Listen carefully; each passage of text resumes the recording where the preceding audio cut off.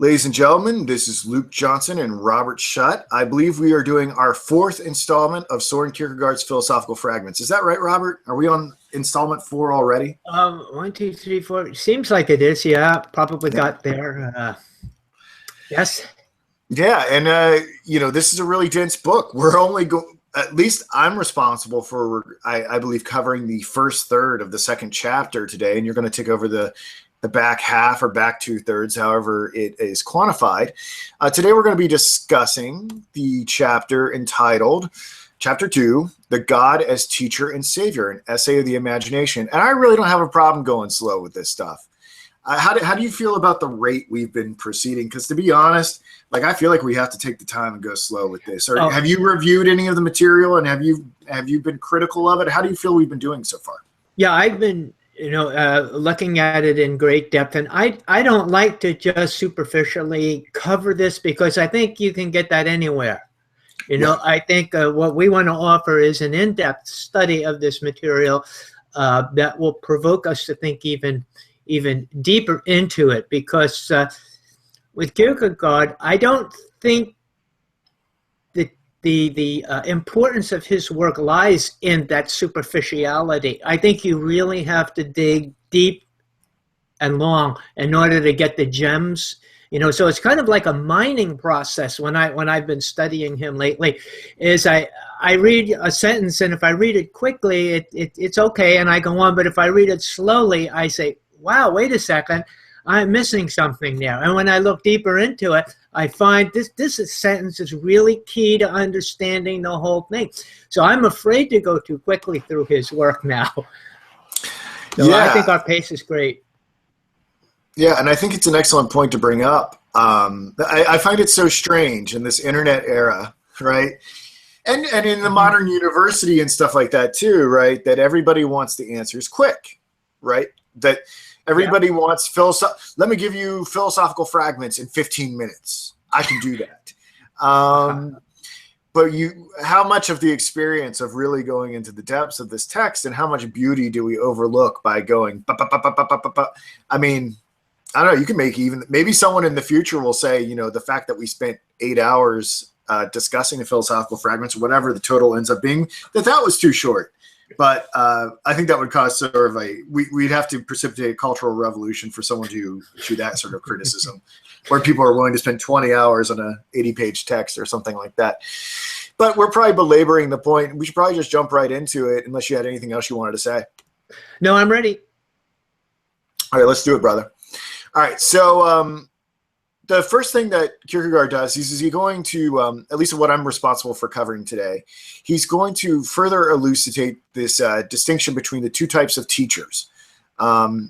Specifically, we've been talking about the Socratic teacher and the highest relationship that he can confer upon another individual and have it sort of related back to himself, and the teacher who brings truth from without. We'll talk a little bit more about that.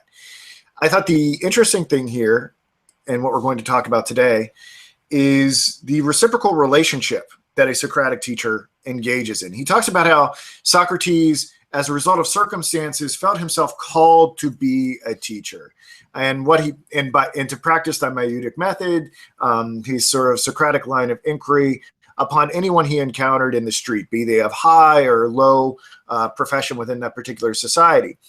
And the reason why he did this is not so much that he had a particular doctrine that he was trying to communicate to an individual, but the learner, the disciple, whoever that he did encounter in the street, to him, presented him with an occasion, an opportunity for him to disclose his self-understanding. Like, Robert, like what I'm doing right now with you and I have, I believe, a Socratic relationship, right? Yeah. Like I oftentimes... Maybe people think I know what I'm talking about in advance, but I'm going to tell you so that other people are inspired to do what you and I do. And maybe you can tell me what your take is on this.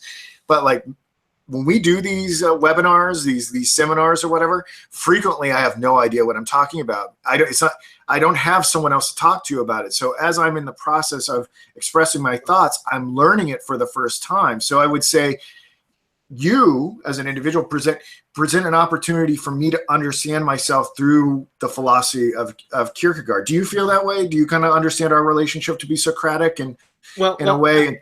Yeah, out of fear, I do prepare quite a bit Yes. because I don't, I just don't want to, just sit here without anything to say. So I really do prepare a lot, but at the same time, the dynamic that we have, because it's a dialogue, questions that you might ask, or as I'm reading it or listening, a lot of times as I'm listening to you, it brings up a different understanding.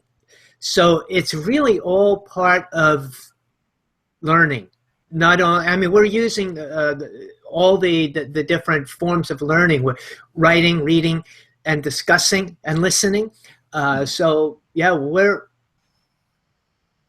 exploring all that stuff for the first time here, because this isn't kind of new to me. This isn't exactly like a conversation you'd have with somebody in a coffee shop, because we kind of know other people are out there listening, so we don't want to just go too far off the subject. But yeah, it does have certain elements of that, the friendly dialogue between two people who have something to say about the same subject. Yeah.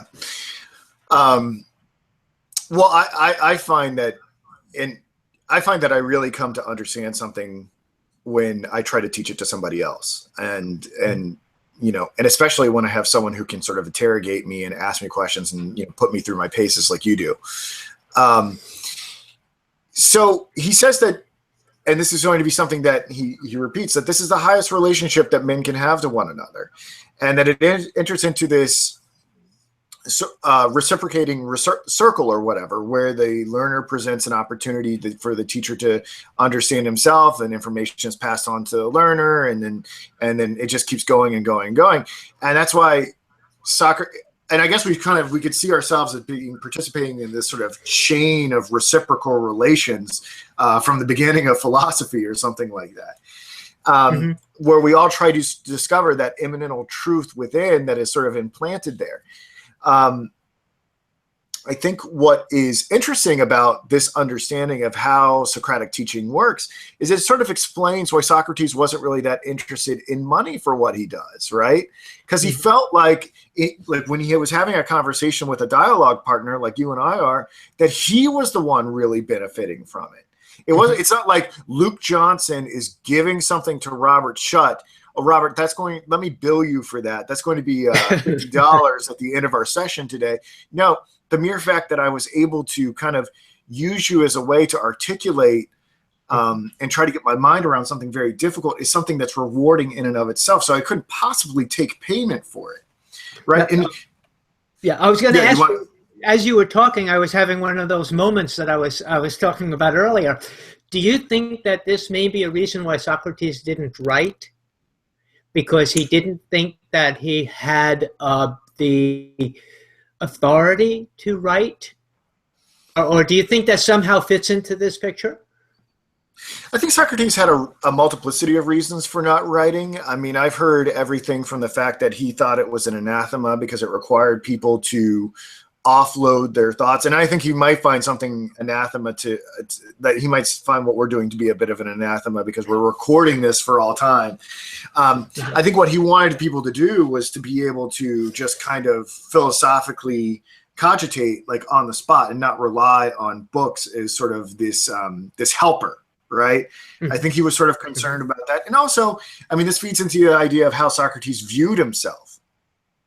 Like Socrates, or at least Kierkegaard, through the pseudonym of Johann Climacus, views Socrates as a negative figure. And we'll have to talk about what it means to be a negative figure. But generally, the idea of being a negative figure, from what I understand from Kierkegaard's writings, is that he didn't really have too much positive content to put forth. He had a very minimal doctrine, right? To sort of obey this oracle and to know thyself, right? And to prompt people to eschew their preconceived notions of justice, truth, and beauty and search for it within, right? And to engage in this process of recollection that we've spoken about so much.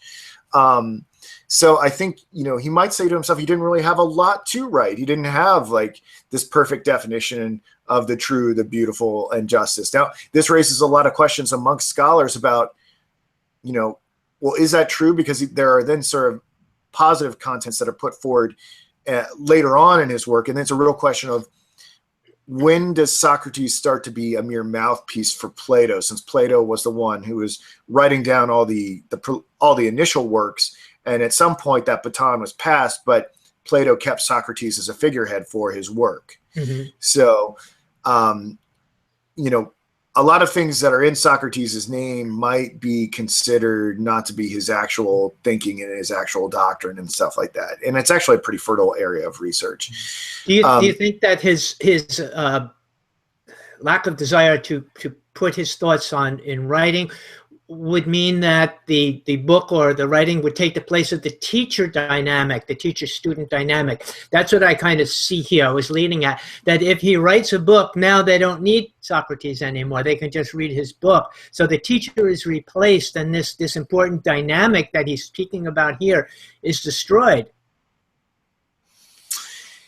I mean, I could see it being a concern, but I mean, I guess the question is it? Or has it? I mean, that's something that we can ask ourselves. Has that Noetic method been destroyed as a result of book publishing?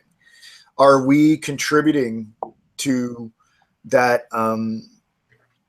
cycle as well by the products that we make? Are we making it so that individuals don't have to do that sort of self-disclosure and internal search because, well, Robert and Luke did a video of it. It's already been done. I don't have to go and do that for myself. Right. I don't know. I'm very thankful for books. Right. It's we're the fact that we're having this conversation and entering into a Socratic discourse or Socratic dialogue is the result of us operating off of a book, specifically Kierkegaard's Philosophical Fragments. So I don't know. And it's obvious that Kierkegaard certainly didn't think that it would be a replacement because he was so prolific. He had no problem with writing his thoughts down. So just a different way, two different periods, how Kierkegaard thought about writing as opposed to how Socrates thought about it. That's all I was throwing out. Yeah, and you know what? That would be an excellent place for someone to do some research because Kierkegaard definitely has his own theory of writing, right? And it's not just like writing good and Socrates being like writing bad. Like Kierkegaard understands the limitations and why some philosophical writing ought to be is something we ought to be skeptical of, right? Otherwise, he wouldn't have employed this host of pseudonyms. He wouldn't have engaged in discourses and sermons. He wouldn't have written quasi-literary pieces because, I mean, he did think that there was something violent about that it did destroy something. So maybe Kierkegaard tried to have the best of both worlds in some way through his authorship. You could talk about it like that. I think the other point I want to make here as we talk about Socrates and what Socrates really believed, I mean, I want to put a little footnote here, all right, is that Socrates, like we think we know who Socrates is, but like it was so long ago, and who we think Socrates is so much a function of the literature that followed, right? Like I already mentioned, did Plato use Socrates as a tool for his own ideas? But then there are other thinkers like Hegel that have Socrates say something else. And Kierkegaard was very infatuated with Socrates and devoted, I believe, his master's thesis, which was eventually converted into a doctoral dissertation, and he was conferred a PhD because it was so good, was the concept of irony, where he explores Socrates in great depth. So you could also talk about doing research and be like, what's the difference between the Socrates and Plato, Kierkegaard, and Hegel? At least. Yeah. And then there's Socrates. And then I know Nietzsche speaks a great deal about Socrates and in a derogatory way. Nietzsche doesn't like Socrates. Yeah, Nietzsche doesn't like Socrates because he thinks Socrates is like this guy that sets off science and tries to make everything rational. And Nietzsche wants some chaos in his life philosophy. That's a little bit of a digression.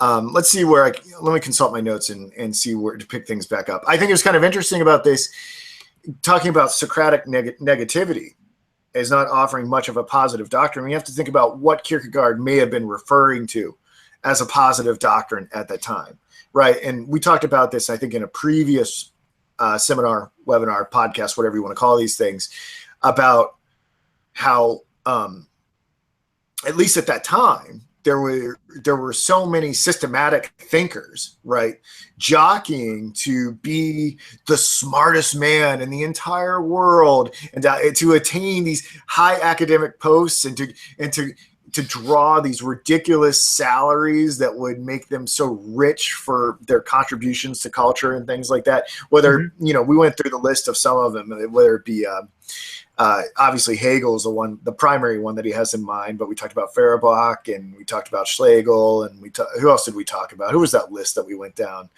Schleiermacher, was he one of them? I almost feel like I could was on it. Yeah. Feuerbach. I can't think of anybody else right now. Yeah. But he was contrasting, it's like how far we've come from Socrates, right? Socrates wouldn't have an academic post, wouldn't take money, and now everybody's trying to get that paper and just produce volume after volume of systematic thinking, rather than sort of inducing aporia and having people search within. Okay, so what's the next thing that we want? And here's a nice little quote describing that Socratic negativity from Philosophical Fragments. I thought it stuck out to me. I thought it was pretty eloquent. Johann Climacus, or Kierkegaard's Johann Climacus, says, "It might be well to consider whether this lack of positiveness does not perhaps explain the narrowness of his principles, which were doubtless rooted in a zeal for what is universally human, and a discipline of self marked by the same divine jealousy as his discipline of others, a zeal and discipline through which he loved the divine." So, I think, what I take from that is that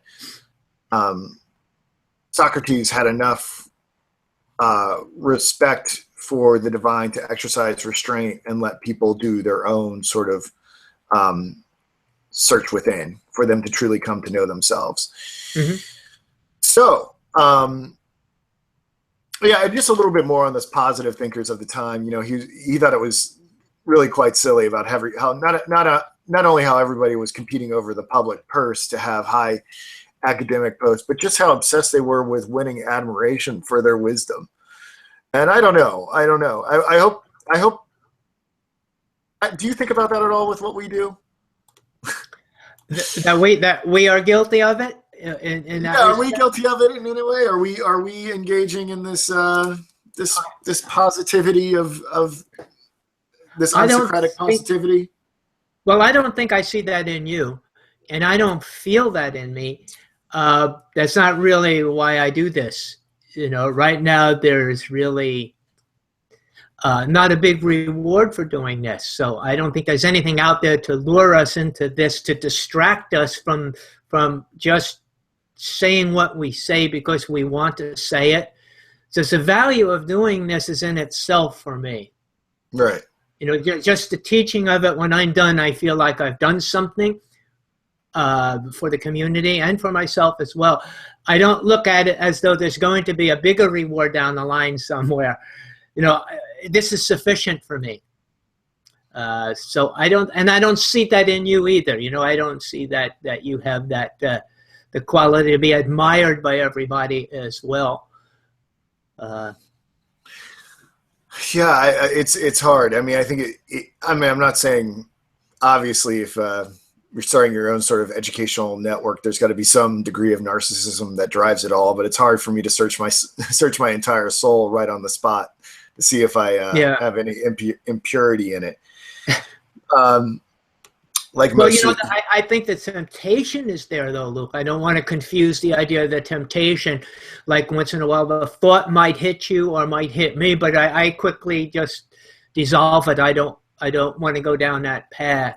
So I think for anybody doing something like this, is always the danger that there could be a temptation to go down that road. But I think you and I have a relationship where we have to watch out for each other in that regard. Yeah, and it preserves the purity of it, does it not? I think that's what's good about these dialogues. It prevents us from getting too ideological and too agenda-based. I like it. It's a built-in little check there. Okay, so let's talk a little bit more here about the countervailing view. So we've spoken a little bit about the God coming into existence from eternity, and we're going to talk a little bit about how that divergent point of view compares to the Socratic relationship. Now, if the learner is in a state of error, which we've spoken of before, and is utterly deprived of the truth, he needs to have the condition to understand the truth brought to him, and then the truth itself. We can talk more about what the truth itself is and how it gives itself to the learner, and redeems and saves. And we've covered a lot of those in the last thing, but we're looking more of the motivations for teachers. And under the Socratic view, individuals did what they did as an opportunity to understand themselves.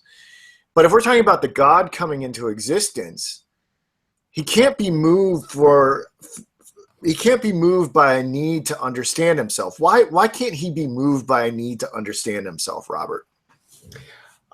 Well, that's because he's infinite. He's prior to everything else. He is, by how we define God, he's self-identified, I guess is the way I would put it. He doesn't need to, he's not identified in the same way that through the relationship that the teacher and the student are related.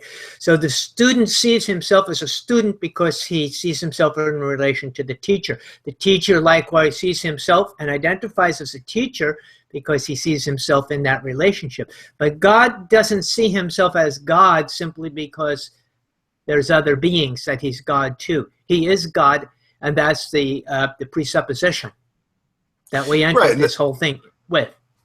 Yeah, and I would just tack on there. I mean, I think you've kind of danced around what I was trying to get at here was like the fact is that God's self-contained. God has no need to be understood or to understand himself. God is infinite and omniscient. He already understands himself. He knows everything, right? He doesn't need the learner as an occasion to understand himself. Because if he did, right, and I think you've already sort of said this, if he did, that would mean that there is a need outside of God that that indicated some sort of lack. And the way that we understand God is that he is a complete totality. He doesn't technically need the learner for anything, right?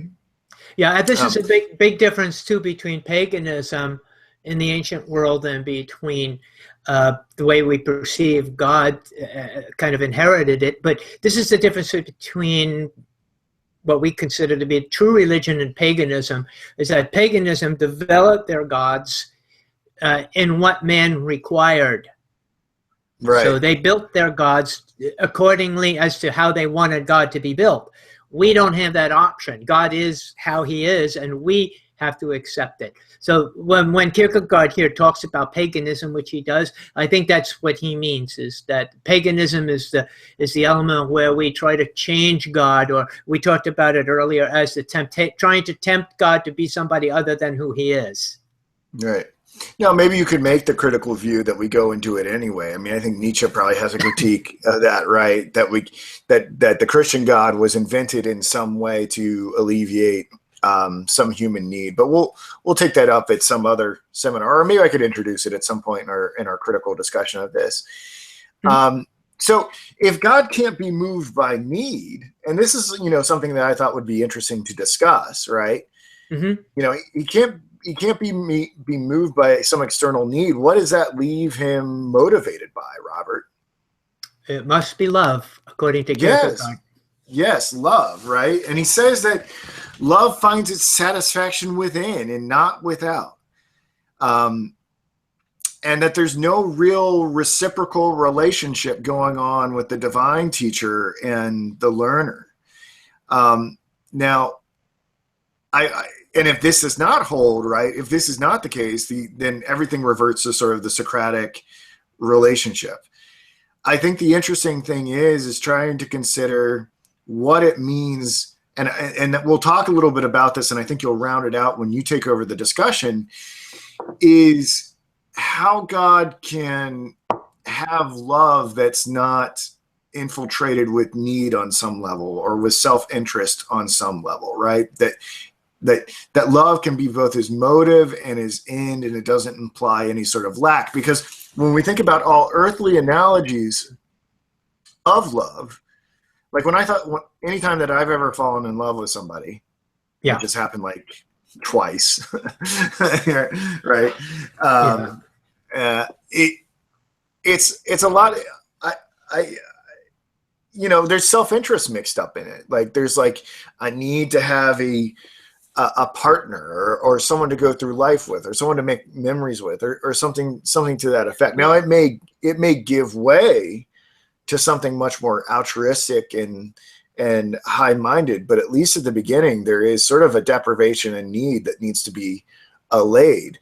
And I think Kierkegaard gets at that, saying, a lot of human romantic, platonic, any kind of familial sort of relationships that you talk about, you may be able to find that need there. They're poor metaphors for the way that God interacts with his creation. He will give us a metaphor of the king and the maidens, maybe try to help us understand the divine perspective.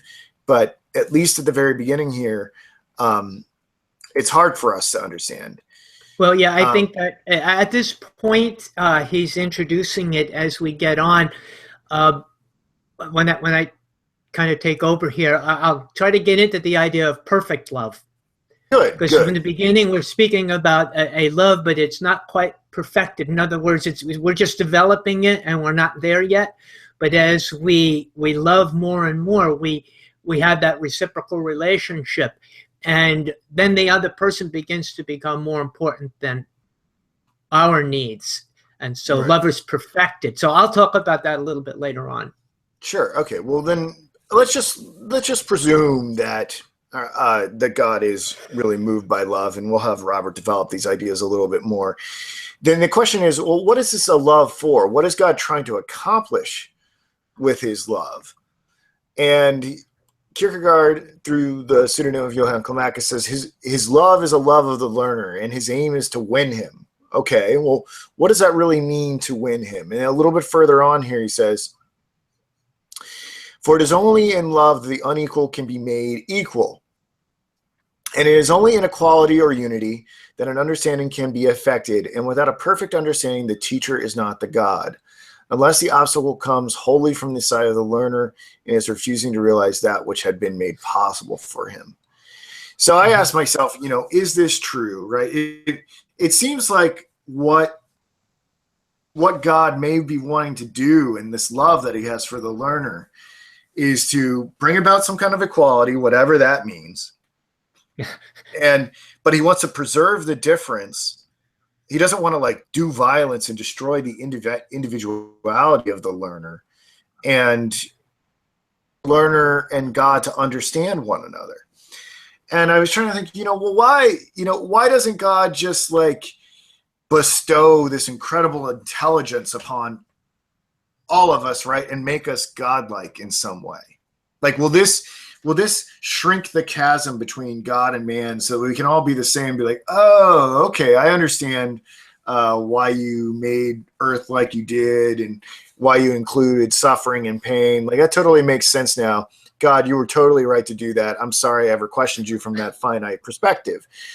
I think, given what I've just said, right, it would seem like, that would undo our individuality. In a way, we would all sort of become, this is sort of me riffing right now, not so much Kierkegaard, but it seems like that would be problematic, because if that were the case, we would all sort of be made like gods, and I'm not really sure we would retain much of our individuality. I'm not sure we'd be Robert and Luke anymore. We might just be a multiplicity of that infinite perspective that is God's. I'm not sure we would be our own people.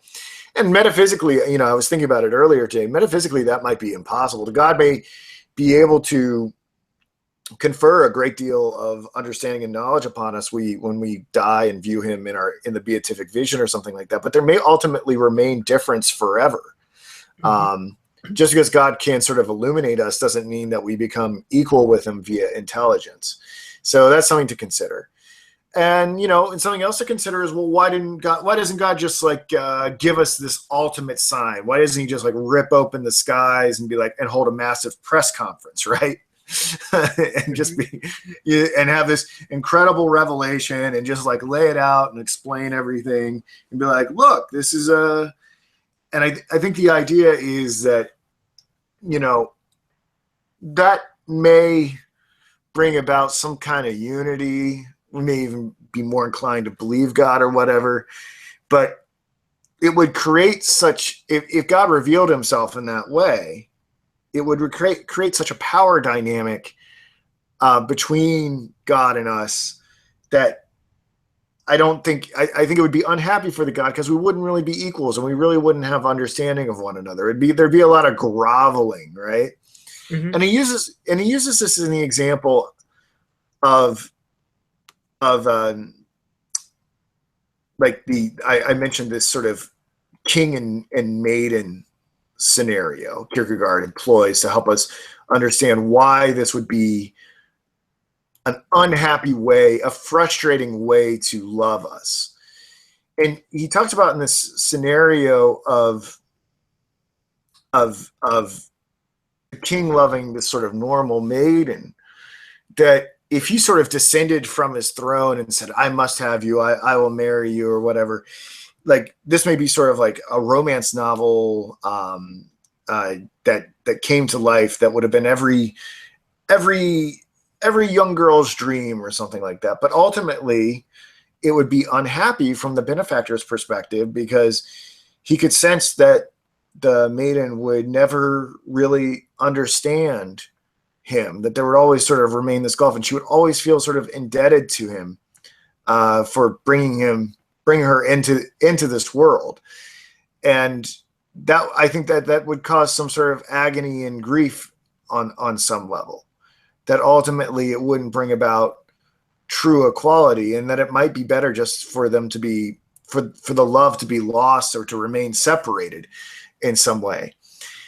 And I'm sort of jumping around here a little bit, and you can help me if I skipped over anything super important. You know, moving forward into the section that you talk about, the last thing he says, in order for us to like understand possibly another way that God can show his love rather than elevating us to his level or pulling off some sort of incredible revelation, he says, the poet's task will be to find a solution, some point of union where love's understanding may be realized in truth, the God's anxiety may be set at rest, his sorrow banished, for the divine love is that unfathomable love which cannot rest content with that which the beloved might in his folly prize as happiness. So that's kind of, I went off script there, and that's kind of what I wanted to say today. Do you believe I missed anything super important before we move on to your responsibilities for the text today? No, I don't think you missed anything, but there's something that I wanted to just discuss with you a little bit. A lot of times we talk about knowledge or knowing things, and why doesn't God give us that kind of knowledge and understanding? I think sometimes we miss the point, because we think understanding is the objective to being human. That if we only had understanding, and by understanding we're kind of looking at it as though it's almost like a thing in itself. If we had understanding, we'd be like God and everything would be great. But I think Kierkegaard is going to take us a little bit further here. Understanding has a purpose here. In other words, the purpose of understanding is bring us to equality, but not even and there, so that we can love one another to the fullest. So when we speak about understanding, we have to see it in that combination with love. So that love brings about that equality. It works to bring about that equality so it can fulfill its own destiny. Love has its own destiny, and its own, it's perfected in man. And when we have this love between one another, it's like, you might say, a love of a marriage. And like you said, yeah, you might, meet this woman and you're in love with her and she's really hot and you think, okay, now I'm married and I've got it all. But then that relationship develops and you learn about this woman that you've married. You learn the quality she has. You learn what she can offer. And you get this great insight into one another. You begin to listen to one another. And this love begins to grow, and it actually fulfills the marriage by making both equal. And that's the beauty of love, that it brings man and man, or man and woman in the sense, to this equality. And this is kind of the equality that Socrates was talking about, the highest equality between man and man, or in my example, between man and woman, where we respect one another and we come to this equality through the process of love. And so now Kierkegaard is going to take that and examine that a little bit differently here. Eventually he's going to bring us to that point, but we got to go a little bit further to get there. Right? Yeah, I think it'd be, there's so many things I want to take up now that we are in the middle of this. Like, we're talking about this, what the highest relationship between man and man or man and woman can be. I obviously want to go back and revisit the Symposium now, right? And see how that fits into Kierkegaard's understanding of what Socrates represents. We want to do the concept of anxiety so we can understand how we get into this position where we lose the condition for understanding the truth, right? Where we become in a state of error. Mm-hmm. And the concept of anxiety to really understand what the limits are of the Socratic point of view. I think that's kind of one of the things that we will learn maybe in the third or fourth or fifth chapter, and whatever we do next with Kierkegaard, because I don't get a sense that we're stopping anytime soon. I don't think so. Yeah, we've got a lot on our plate. Is kind of, someone might be saying, well, look, why you haven't really adequately shown me that the systematizing philosophers have got it all wrong. Now, you may find something abhorrent about the idea of them trying to win praise and honors in academic posts and living off the public purse, and that being antithetical to the Socratic tradition. But maybe Socrates was the outlier. And at the end of the day, like, Socrates could be wrong. Maybe all these systematic philosophers offer a path. And I think, a big part of what Kierkegaard's going to have to do throughout this book and his other projects is to say, that understanding with which you seek God, God, right? That objective understanding, that's going to be a dead end. Mm-hmm. And that there's a reason why God is going to try to bring about equality and understanding via love, because maybe your finite mind can't reach him. And we'll probably explore those topics later on. But, if the reasons I've given already aren't reasons to think that maybe God needed another way to connect with us, to reconcile his creation with himself, maybe we have to explore those constraints to objective finitude. So with saying all that, I'll let Robert kind of take over from here. Okay, so I will start with the King and the Maiden, and I'll take over there, so I can explain a little bit more about that idea. Probably a little strange to our ears today, the idea of a king and a maiden. We might not understand the relationship. We probably don't. I was thinking maybe if we were going to update this, we might think of the rock star and the fan. It kind of has a certain parallel there, but I'm not going to develop that much further. But it's kind of like you've got these two people that are so far apart. How do you bring the two of them together? But how do you do it legitimately so that there is no deception between the two of them? So Kierkegaard picks the king and the maiden. The king wants to share his love with the maiden, but he's the king and she is only a maiden. They're unequal in the relationship is basically what Kierkegaard wants to, or Climacus wants to teach us here. Love is wonderful when it unites equals, and it's triumphant when it makes unequals equal in love. And by triumphant, I kind of put the words in parentheses, complete, fulfilled, or perfected. So the idea is love wants to be perfected, and one of the things that it does through the process of perfecting is it makes the two unequals equal. That's kind of why I referred to a marriage when it starts out. They might begin unequal, but in the end, after years of love, they become equals. So he says, well, we've got some ideas. How else can we make these people equal? What about if we elevate the maiden? We'll bring her up to the level of the king. At this point, she might be very happy. You know, she's living with the king. She's getting all the perks of being with the majesty. And maybe she'd be able to forget that she's really just a maiden. She might get lost in this whole idea. And if she were to forget it for a little while, eventually she's going to remember it, he says. And it would destroy the glory of the love. She'd remember she's not really equal to him, and she's living here in almost a disguise.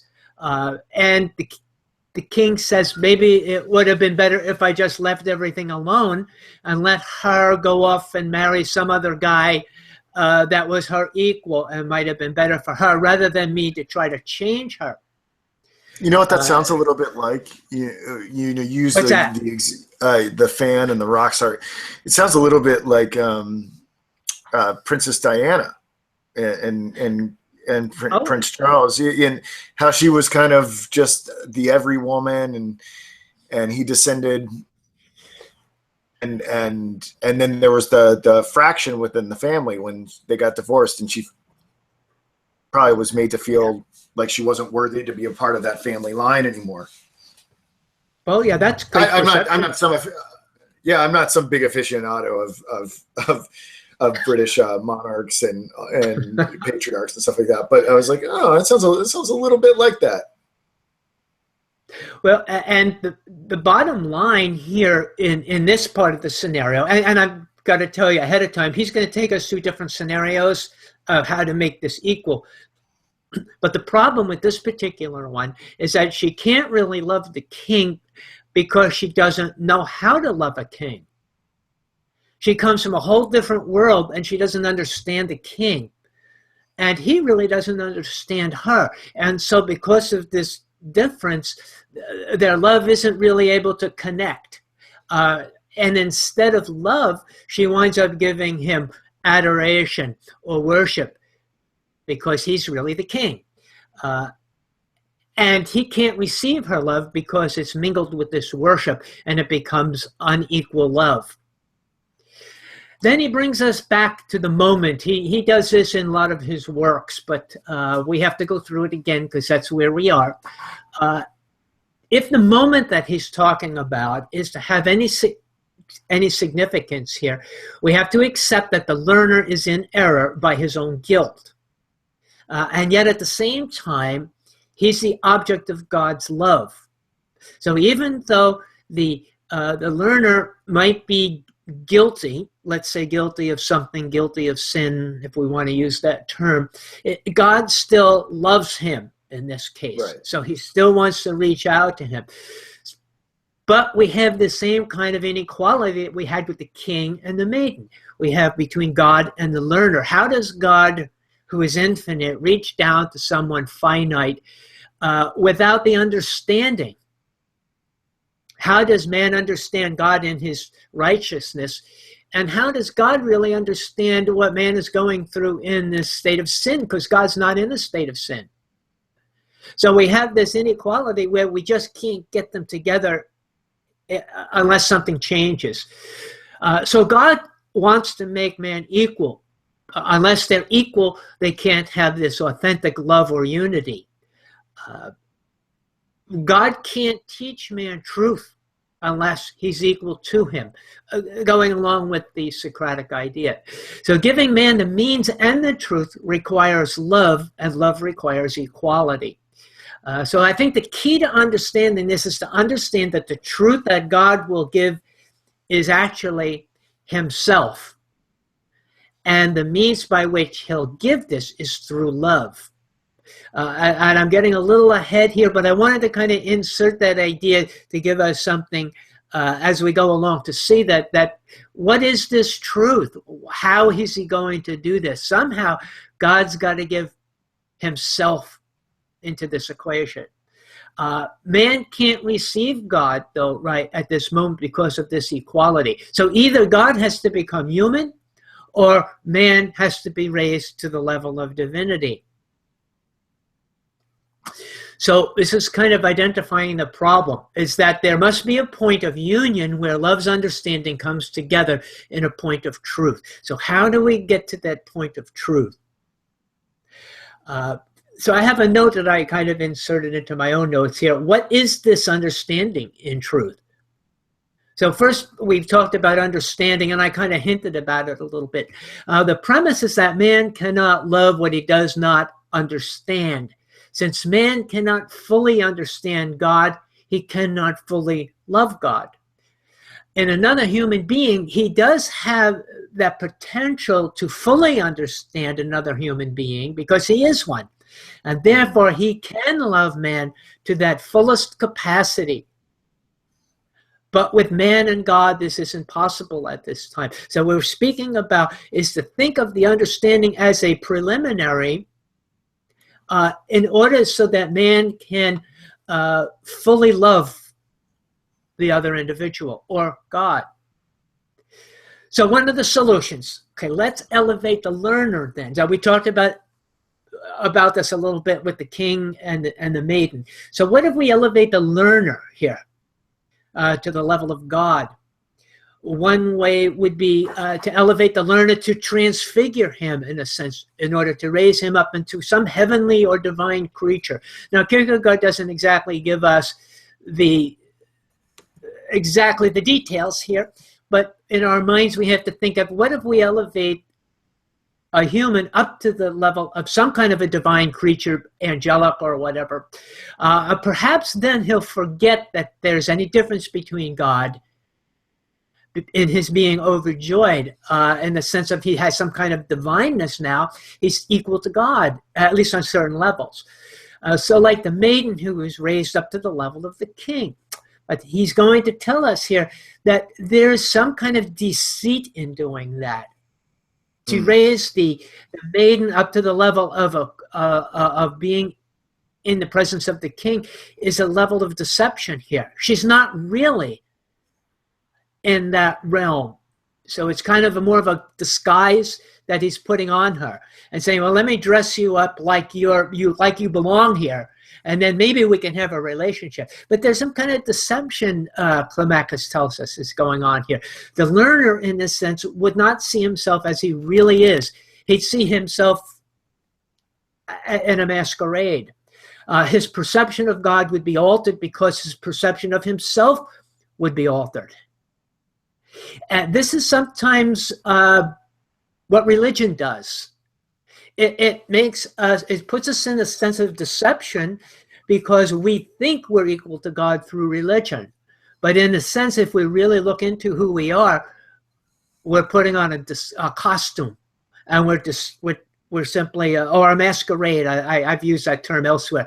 We're putting on a masquerade and making believe we're religious people when in reality we're just sinful human beings, and there is no authentic relationship that we really are looking for. And then he brings up the lily of the field. I know this is one of your favorite ideas here. He says, what about, remember the lily of the field from the Sermon on the Mount, where Jesus talks about that God created the lilies with even more beauty than all the clothes that Solomon has in his clothes closet here, so to speak.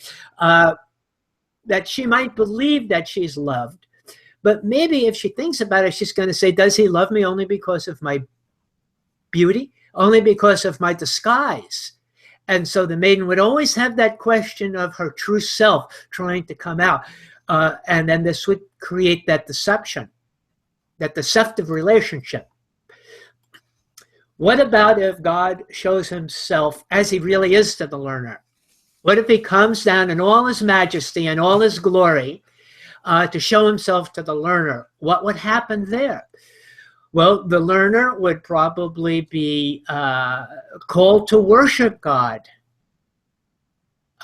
as he stood before him as God. In this case, maybe for a little while he'd forget who he was as a human being, and he'd be caught up in his worship for God. But sooner or later, he'd realize this isn't love, really, this is worship.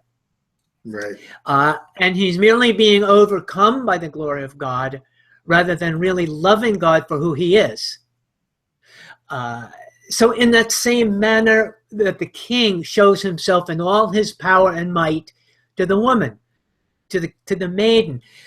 He's got all this pomp and circumstance and power, and the maiden is just completely overwhelmed by the king.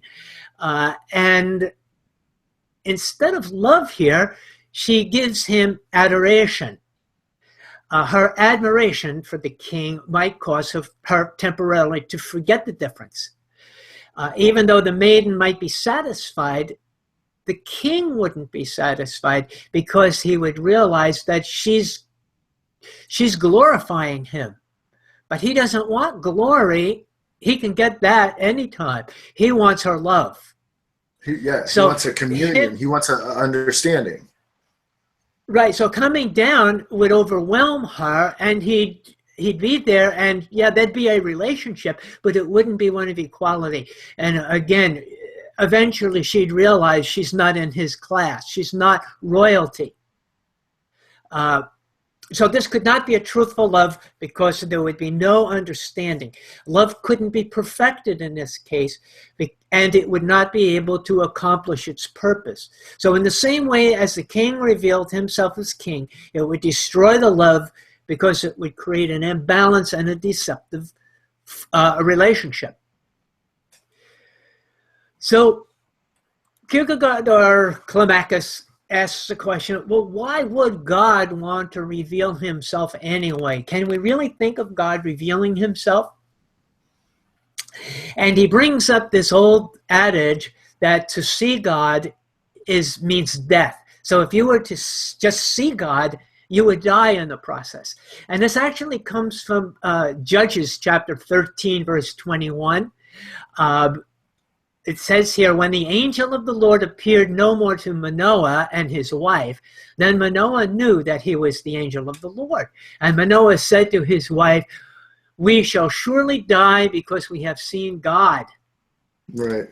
So, isn't that the case, like in like the Old Testament and stuff like that? God doesn't necessarily present himself directly. Like I think about how God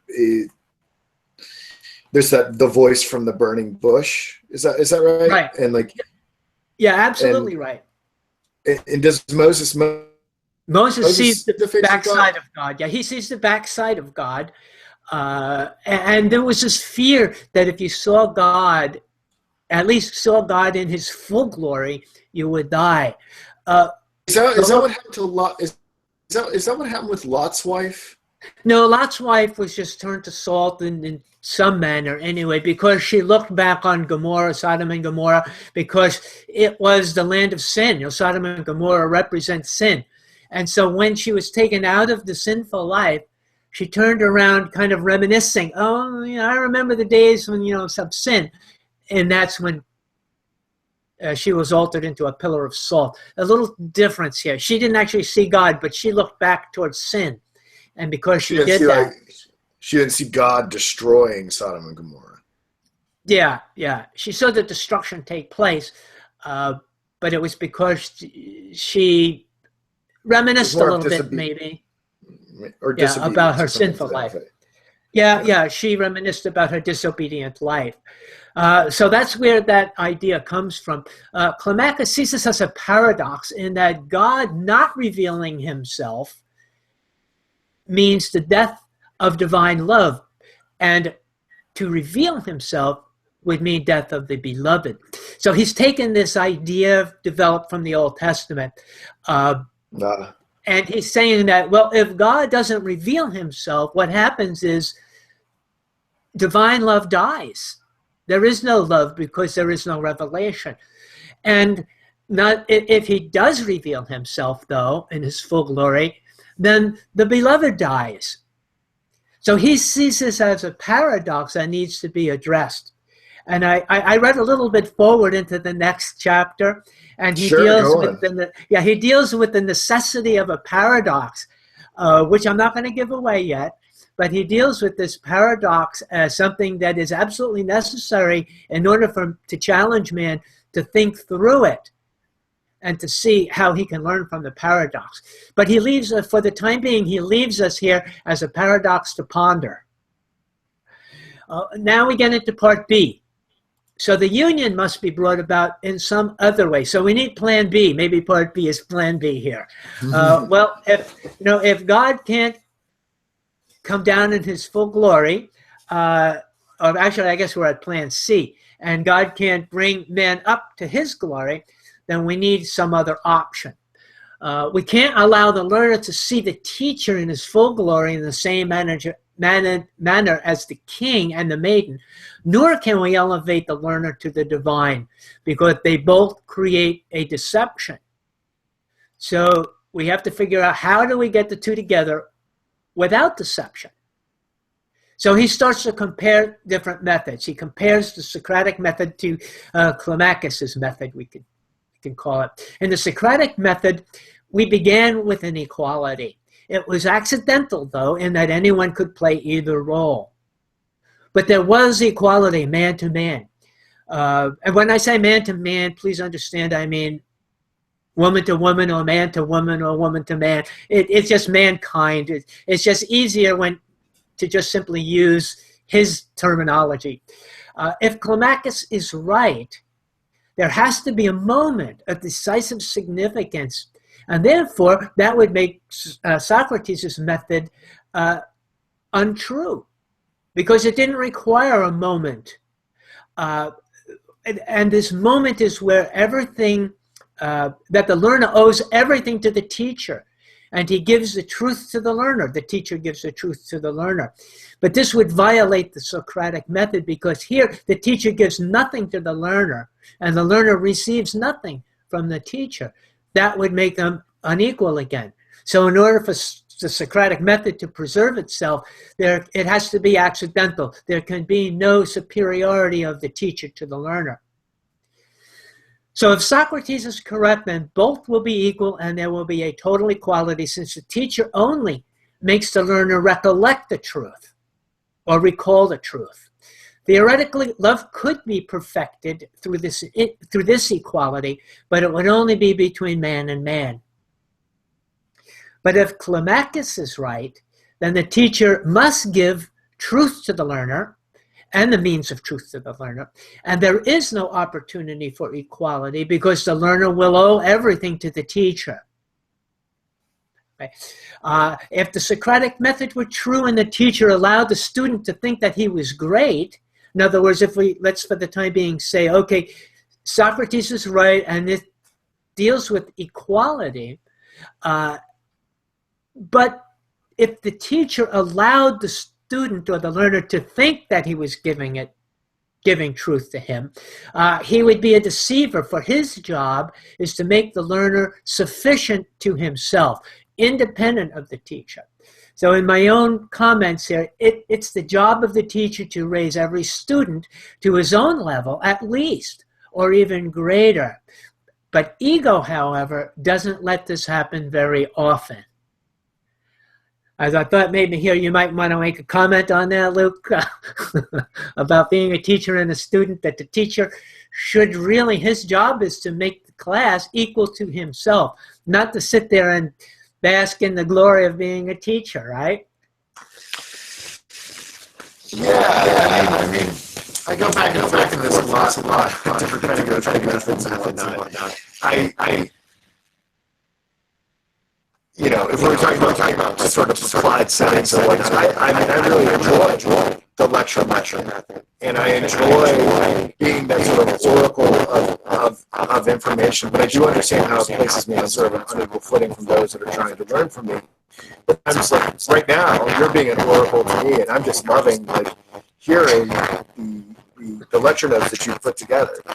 At the same time as I hear the knowledge come out of you, I'm thinking about and it's like, man, I've got to get on Bob's level. It makes me want to go back and work that much harder so we can be equals. Because you're doing such a terrific job. Well, it's okay for the teacher to inspire people. So Yeah. that's what I look to do, to inspire people. But I want people to know what I know. I'm not going to talk about levels because I'm not at a different level. But I want people to know and share what I know with other people, because that's love. You know, that's how I want love to come through me, and that's the way I can express it to others. You know, I can't put my arms around you and hug you, but I can love you by sharing what I have. And totally. So that's how I do that. A lot of this, a lot of these learning exchanges, not unlike playing tennis or something like that, right? Yeah. Like, in full disclosure, I think you're doing a better job of communicating Kierkegaard than I did today. And I would say, but in the process of us going back and forth, it's not a competitive thing or anything like that, but in time, elevated, then it elevates my game, and then in time we both become really excellent at this process of teaching. So it doesn't upset me that you're excelling so much today. It just makes me a better player in some respect. A little bit from the topic, I think. Well, thank you so much. I do really appreciate that. That more than you know. So we talk about God now as the teacher. But if God is the teacher, his love cannot be secondary in the sense of importance. It has to be a creative love. It makes the person into a new being. And it's going to take a little while before we understand that idea of creativity. But as we go through this further in some of the other chapters, we'll understand why it's creative. God's love is greater than the love of equals. It's a creative love. And I think he means here a transformative love. Yes. It recreates us to make us equal. So it has that characteristic to it. It's such a dramatic change that it's like coming from non-being to being, he tells us. And that's where he got the rebirth that we talked about earlier. Maybe you want to say something about, just people know, maybe you want to recapitulate some of the reasons why it is changing us into new creatures, right? You mentioned that going from non-being to being. What exactly is it changing? Or I don't know how much you can give away right now. Well, yeah, it's changing the whole way we look at life, the whole way we look at ourselves. We become a new being, a new creature. As Paul says, all things old are passed away and everything has become new. It gives us a whole new insight, you know, that the big aha moment with a capital A. I mean, where we say, is all about, is that what I am all about? Is that what God is all about? That's big stuff. And it's like being reborn again, getting another chance to relive your life from a new beginning point.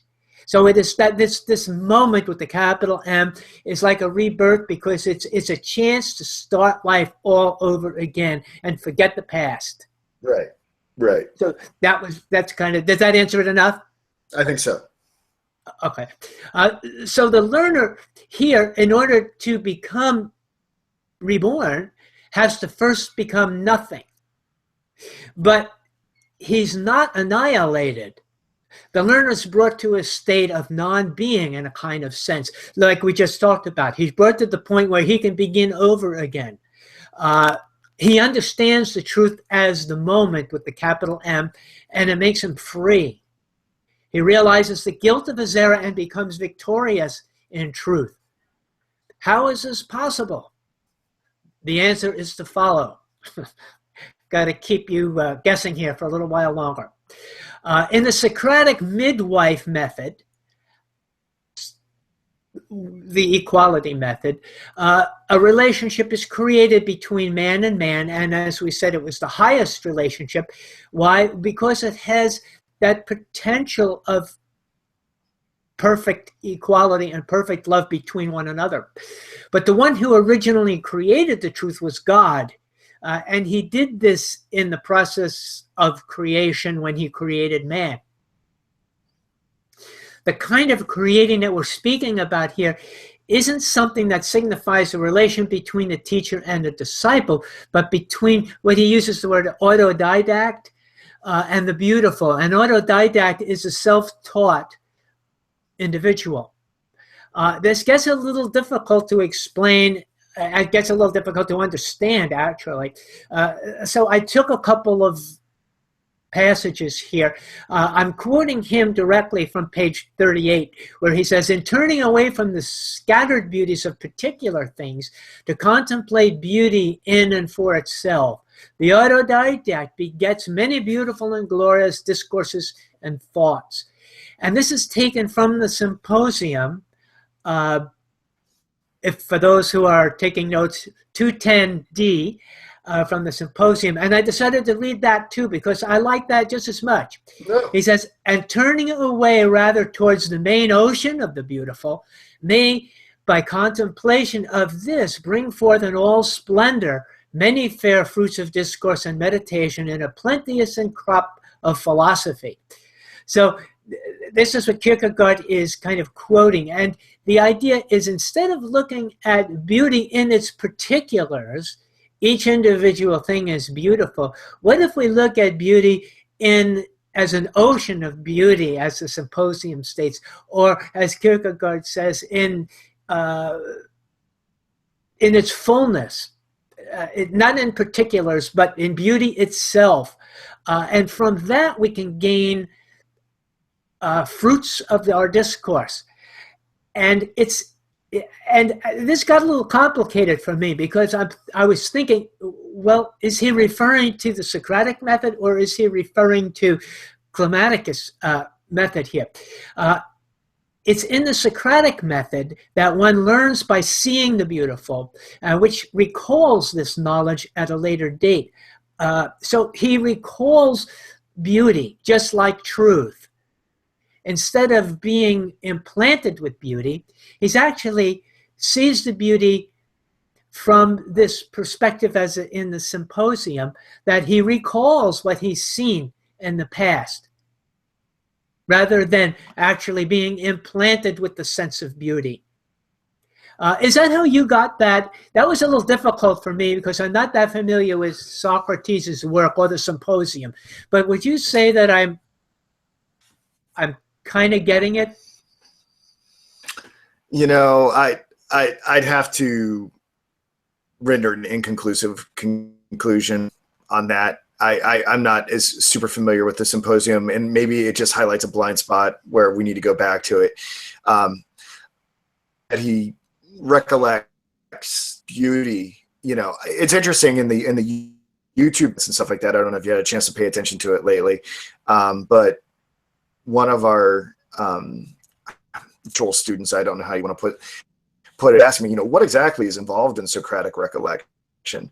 And you know, I don't know if I can say that for certain, like what's involved, like, you know, because a lot of people would say that the Platonic forms are involved in the recollection of Socrates, and the Platonic forms might, you know, like beauty might be a Platonic form. I'm not as versed in this and what it means to have that sort of recollection. So I guess I'd have to say I have to do some research and get back to it on. I'm not especially familiar. No, that's good, because I guess we could say that in the context of the way Kierkegaard is using it. I think he's using it to make a comparison between truth and beauty, that in the Socratic method, truth is something you recall, and beauty is also something that you recall from experiences. That's the only way I can see how it fits in here. So for now, I'll just have to leave it at that. We'll have to do a little more homework. I wish I had the answer, but I mean, I know what to look up. I mean, I know there's like, you know, I mean, I know in Platonic and Socrates stuff, I mean, there's things like in and of themselves, right? The stuff that like makes the shadows on the wall of the cave, and you know, climbing this chain of being or whatever. But I don't think I can speak about it authoritatively. I would just be pretending. Okay.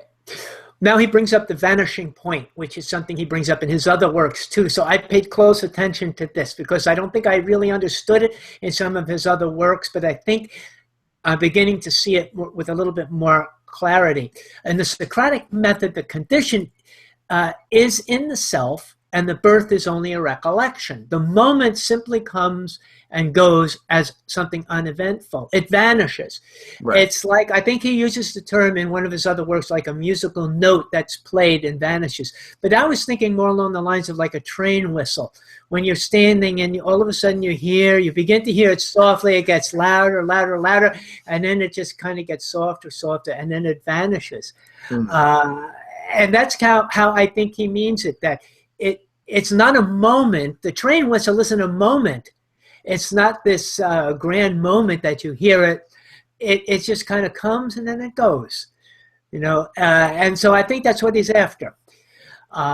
So now he says, okay, how about, I've got another idea. How about descent? If the ascension of the learner didn't work, what if the teacher descends, or what if God descends? So if we can't bring the union by elevation, perhaps we can do it by descent. If God could somehow become equal with the learner, he must appear in his likeness and be a servant. Not in appearance. Yeah, not in appearance only, though, but in true form, or else it would be just another deception. And there's an interesting question about true form, right? Right. Because it's not going to be. It's not going to be like in these. I mean, when God did incarnate, it's not like God came as some emperor of the world or something like that. I mean, right. And it wasn't God a disguise. Yeah, it wasn't a disguise or a costume either. Which he gets into that here too. Why would God come to serve us? Because he's perfect, and he would be a perfect human being if he came, which we now understand is to love and serve others in righteousness. So if God were to come as a human being, he would have to come as a servant, because that's a perfect human being. We forget that sometimes. We think that God is here to serve. Why do you, so that, I mean, that goes, yeah. And so that goes back to like one of the things I want to discuss about, and I'll just sort of plan it, and maybe we'll take it up when you finish doing your segment of the text. But what is it about perfection that leads one to servitude, and servitude in a voluntary sense, not enslavement? What is it about God's love that causes this outpouring of service to us? Great question, because that's how equality comes about. By us serving another, we help the other to become equal. And that's how love is fulfilled. So that's one of the qualities of love, is to make the other equal.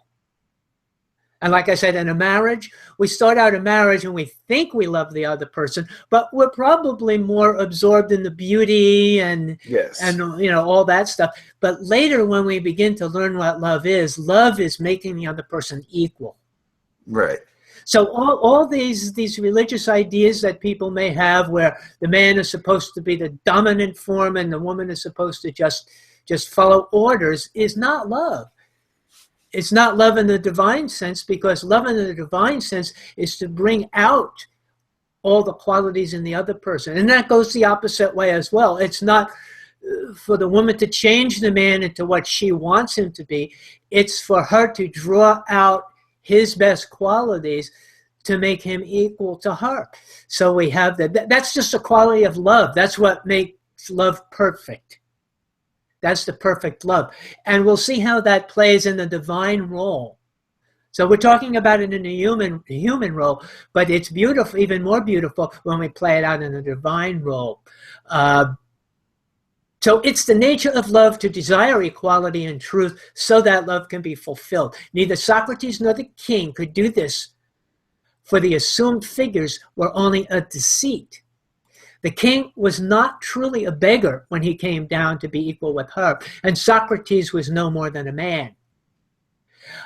Equality is necessary because man desires to share his love to its fullest capacity. If God were to remain out of reach of man, we could only love him in a limited fashion, and likewise his love could not fully dwell within us. So we can't love God fully unless he comes down to our level.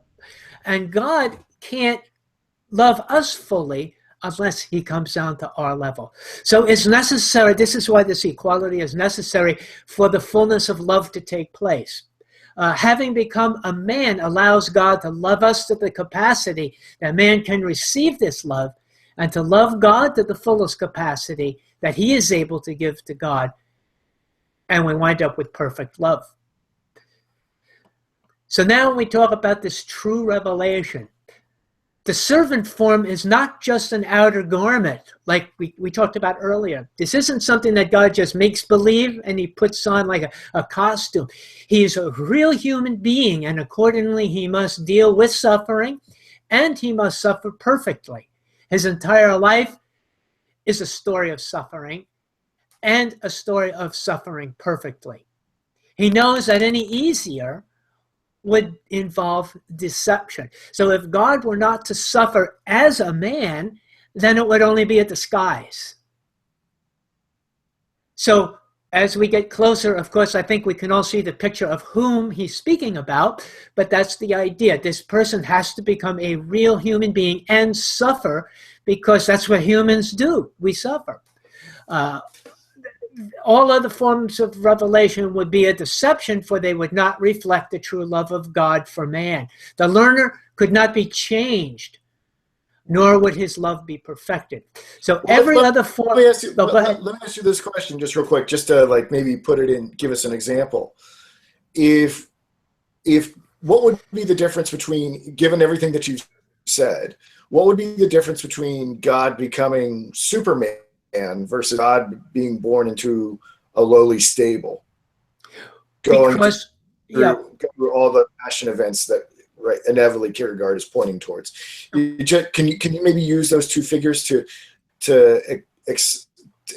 fit into this Kierkegaardian discourse? Yeah, it would be, to fit into the discourse would be, it would be like the king coming down in all his glory, or God coming down in all his glory. Even though it was limited, it would be far excel man's capacity to understand Superman.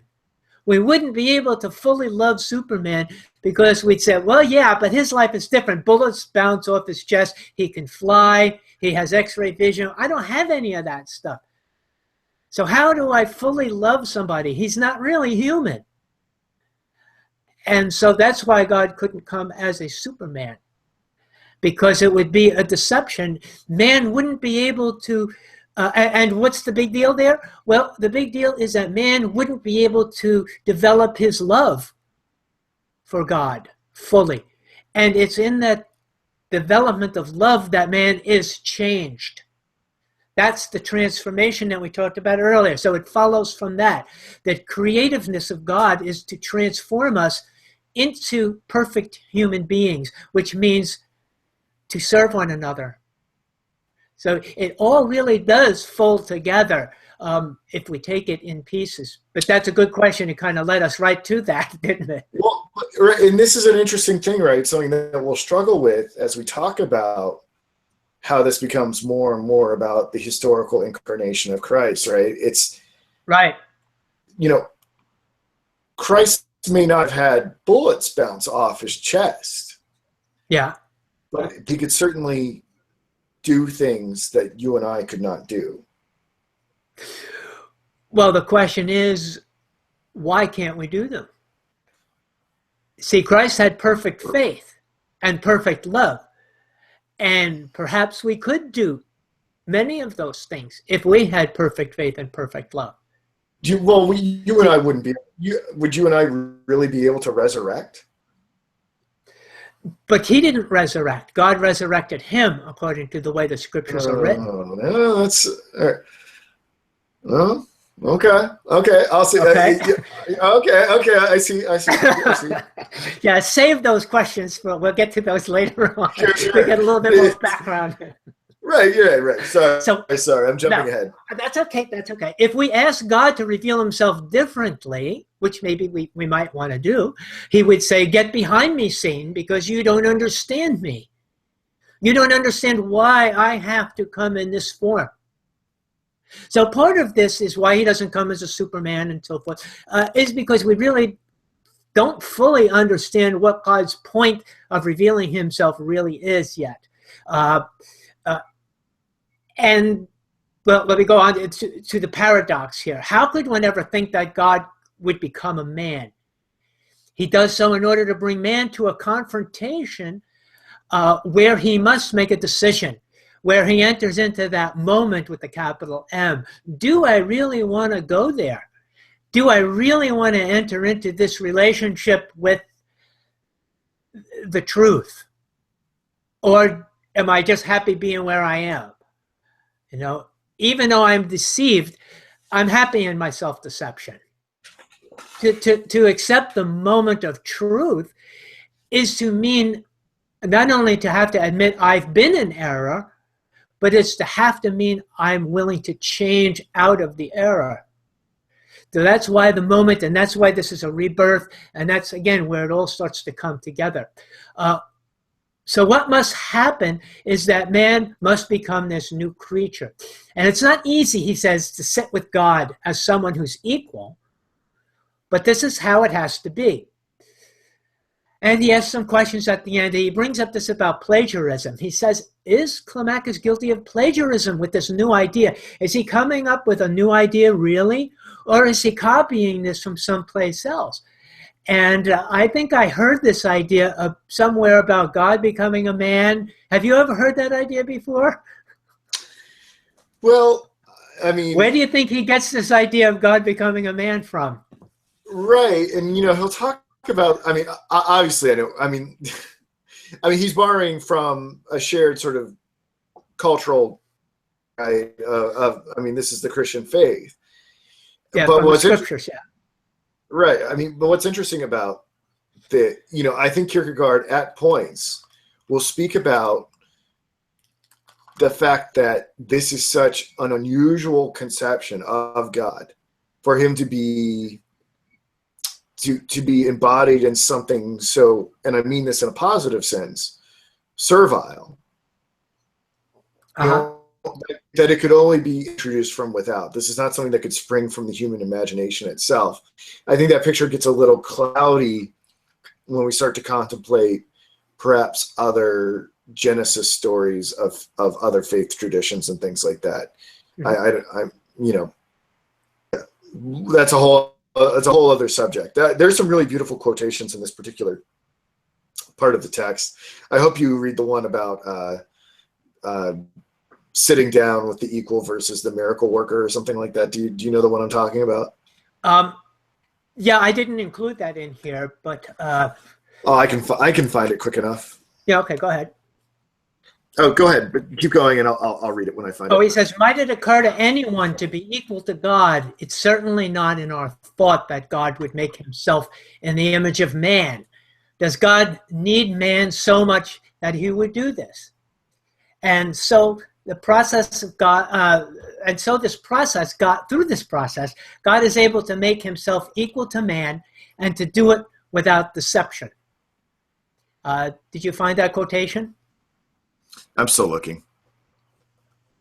Oh, okay. And then he says, this isn't a story or a poem, it's actually a miracle. So he says the revelation of love is to bring all creatures to perfect and complete love. That's the purpose of the revelation of love. Why does God become human? Not to make man equal to God, but to make God equal to man for the purpose of perfecting love. So that's pretty much what I have here. Did you find your quotation yet? I'm getting there.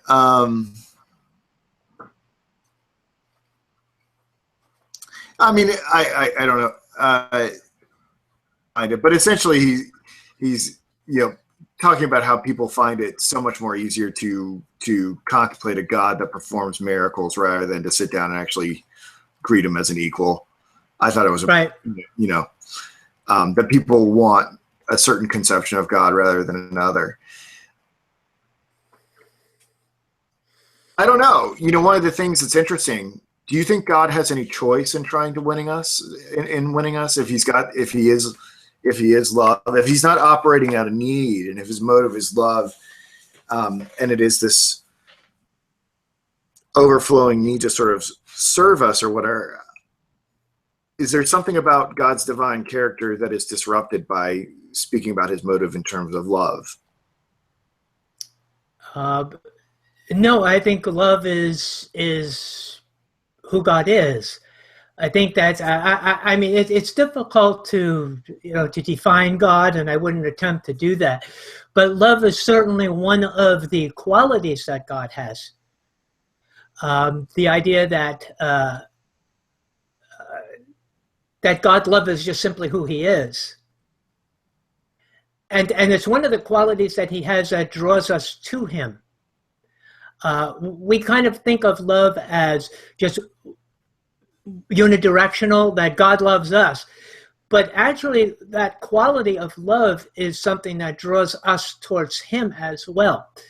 So it's the idea that God wants to unify perhaps the creatures that he's created. He wants the creatures that he created to become the best that they can become, the best that they can be, rise to the highest level. And that would make perfect sense. Anything that we ever create, we always want it to be perfect. We always want it to be the best that it can be. Even like these podcasts, we both work diligently to make them as good as they can possibly be. What motivates us to do that? It's who we are. And same thing with God. What motivates God to do what he does? It's just who he is. It's part of the qualities. Yeah, I did find that quotation, by the way. Okay. In the situation of understanding, how terrifying, for it is indeed less terrifying to fall upon one's face while the mountain trembles at the God's voice than to sit with him as his equal, and yet the God's concern is precisely to sit this way.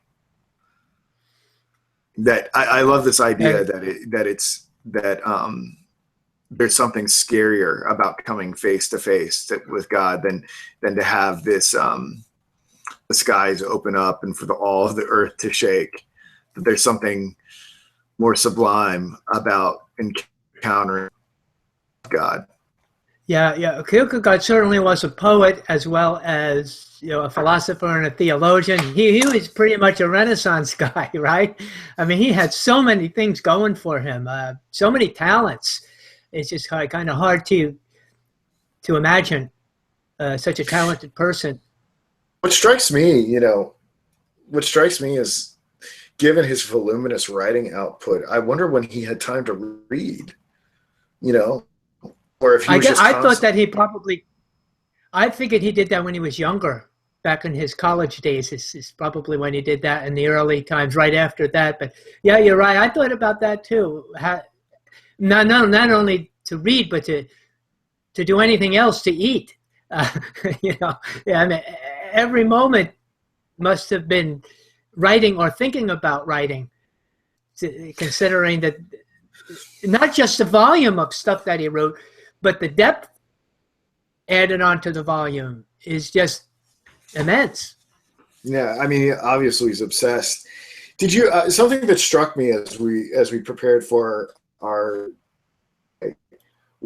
was, and we should probably bring it to a close here soon because I think we have gone on a little bit long, but that's okay.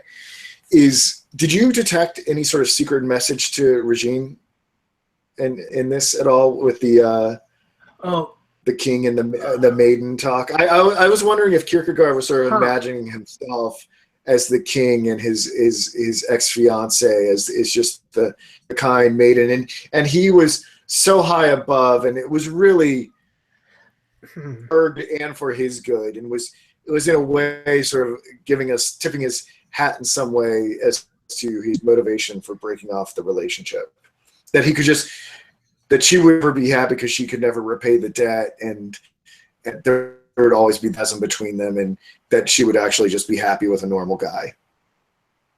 Well, I guess that's possible that you might read that into it. I'm not sure he thought of himself as a king. No, that seemed to be a little bit more egotistical than I thought he was. So I don't know, unless he didn't go that far with the analogy. I know there was an inequality between. I think Kierkegaard thought himself pretty great. Did you? I think he knew he was touched by genius. I don't think he thought I don't think he taught himself. I don't think he thought himself a god, but I definitely think he thought himself as being, elected for a divine mission of sorts. Oh yeah, he's definitely. He definitely felt chosen. Yeah. Like how Socrates felt himself elected by the oracle that told him that I think he knew something that everyone else didn't know. Yeah, I think there has to be a certain amount of greatness in an individual like Kierkegaard to get him through all the difficulties it takes to be somebody like Kierkegaard. There has to be, I don't want to say an ego, but a confidence that Kierkegaard had to have, that he was going to spend his whole life writing these books, never knowing if anybody was ever going to read them. Putting all that time and thought into it and writing it down, thinking, I don't know if anybody's ever going to buy these books. So there has to be a certain amount of confidence that just drove him, right? What drove Kierkegaard to give up everything, which he did. He gave up pretty much everything to be who he was. Definitely. Well, I have to say, Robert, that was some incredible preparation. You really went above and beyond for today's lesson. You must have worked so hard on putting together those notes, and I mean, I am very, very grateful for it. I mean, I thought it was lucid, and I think I have an understanding. Trying to say, way better than I would have otherwise. So, I thought that was one of your better performances. I mean, thank you, my friend. They're all great, but that one was really up there. Well, thank you very much, my friend. It's worth all the work to hear compliments like that. So hopefully the audience are our listeners. So hopefully they appreciated it and enjoyed it and got something from it. And they can always tell us that's the advantage we have as our group here, Noetic. We said they can have input. Tell us what they thought. Did you know that you had stumbled onto a particularly good understanding, or did you feel that this was going to be a good one for you? Sometimes it feels more comfortable. It felt pretty comfortable, and that's how I would explain it. It just felt more comfortable in talking about it. And I had that a little bit more confidence in it because of the preparation, perhaps. So, but I never think about it in the way you compliment. I don't think about it in those terms. I'm just satisfied that when I get off, I'm not kicking myself for all the things I said I shouldn't have and things I didn't say that I should have. Yeah. So I'm just thankful I can leave here feeling good. Yeah. Well, you should. I really appreciate it. Well, we should bring this to a close. I want to thank everybody for listening. We'll be back next week. Download the Noetic apps for your iPhone and Android devices and follow along with us. Feel free to email us, comment on the YouTube videos, SoundCloud, with whatever. And we'll try to address your concerns, and if anything needs clarification. I guess one of the big things I'll need to look up is kind of what it means for what exactly is being recollected in Socratic recollection, because I felt like I really dropped the ball in the question there. I don't really have a good answer for it. I mean, it's not an area of expertise for me. Okay. Yeah. Well, I didn't mean to dump it on you too much, but I was just looking for a little help on that one there. That's totally fine. That's totally fine. But I will go and find out. Okay. Cool. All right. Thank you so much, Robert. I'm going to bring this to a close. It'll be on the Noetic app shortly. Thanks, guys.